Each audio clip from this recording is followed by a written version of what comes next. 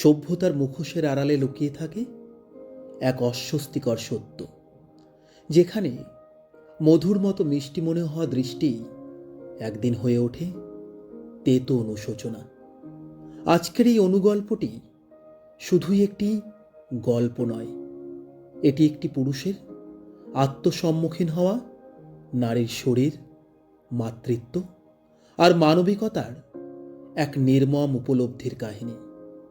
শিরোনাম তেতো মধু, কলমে সানন্দা।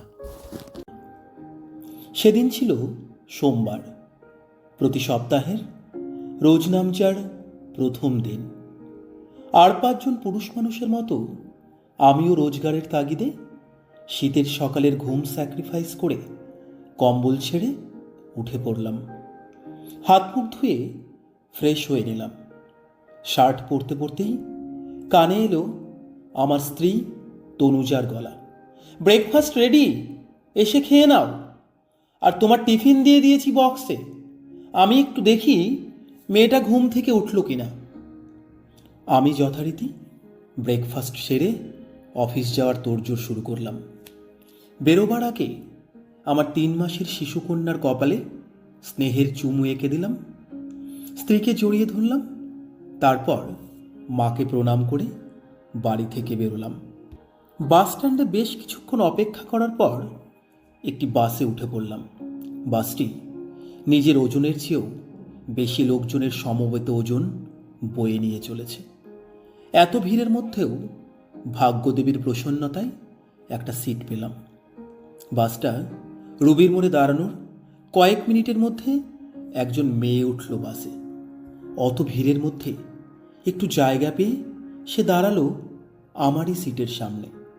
একই বাসটিতে লোকে লোকারণ্য, তার উপর কিছু যাত্রী আবার রুবির মোড়ে নামার উপক্রম করায় একটু ধাক্কাধাক্কির সৃষ্টি হলো। সেই ধাক্কার চাপে প্রায়শই মেয়েটি আমার দিকে ঝুঁকে পড়তে লাগলো।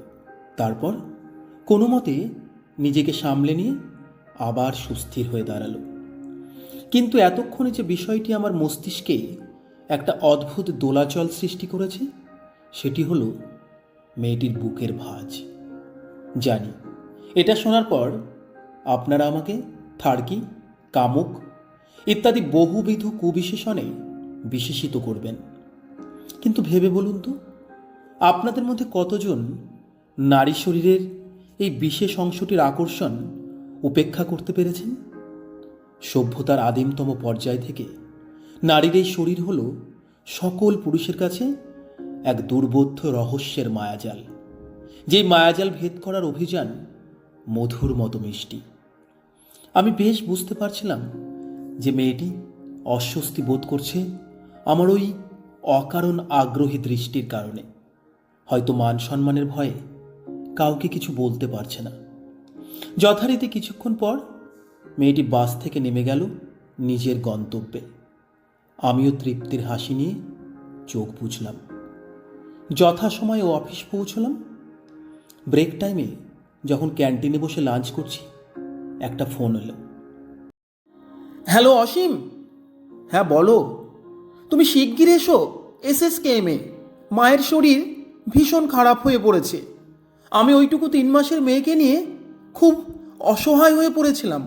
তারপর বীরেন কাকাকে ফোন করাই, উনি আরও কিছু লোকজন নিয়ে অ্যাম্বুলেন্সে করে মাকে হাসপাতালে ভর্তি করেন।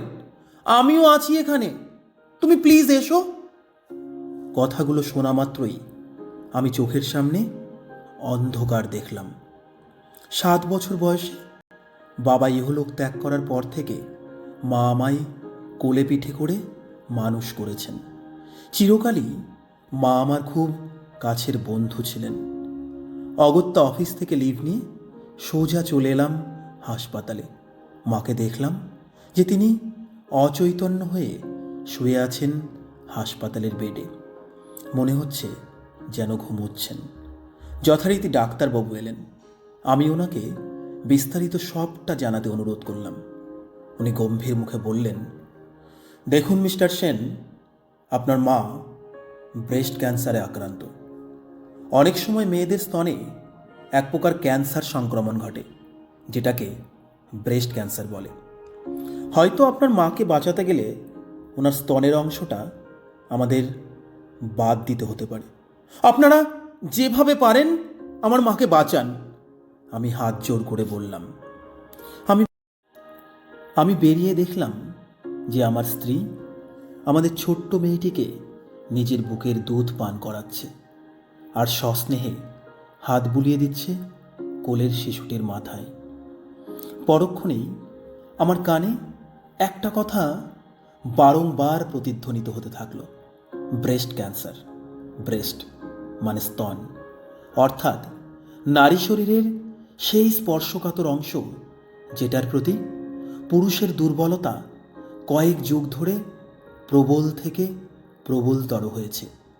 এই দুর্বলতা সমাজে ধর্ষণ, শারীরিক নির্যাতনে জর্জরিত করে তুলেছে মেয়েদের। অথচ এই ব্রেস্ট মিল্ক বা স্তনদুগ্ধই বাঁচিয়ে রাখে সদ্যজাত শিশুর প্রাণ। এটাই নাকি শিশুর জন্য সবচেয়ে পুষ্টিকর খাবার। মুহূর্তেই আমার মনে পড়ল ভিড়বাসের সেই মেয়েটির কথা, যে মেয়েটি আমার নিঃশব্দ দৃষ্টির অশ্লীলতাতে অস্বস্তিতে পড়েছিল, কিন্তু মুখ ফুটে কিছু বলতে পারছিল না। হয়তো সেই মেয়েটিও কারুর স্ত্রী, কারুর মা।